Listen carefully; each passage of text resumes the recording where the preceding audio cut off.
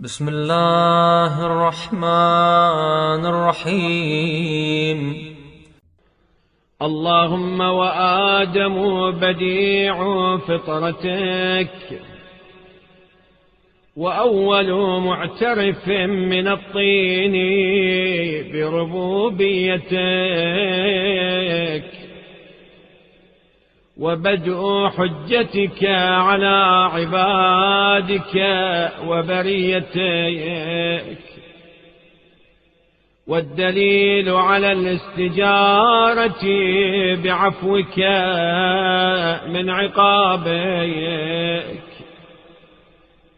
والناهج السبل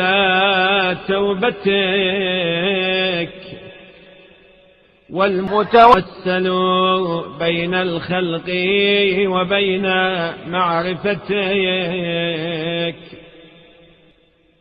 والذي لقنته ما رضيت به عنه بمنك علي ورحمتك له،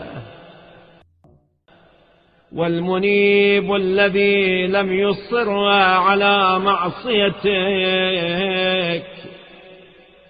وسابق المتذللين بحلق رأسه في حرمك، والمتوسل بعد المعصية بالطاعة إلى عفوك،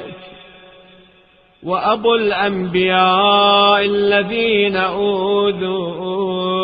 في جنبك، وأكثر سكان الأرض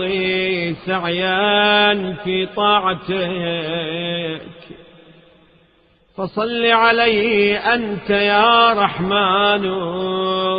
وملائكتك وسكان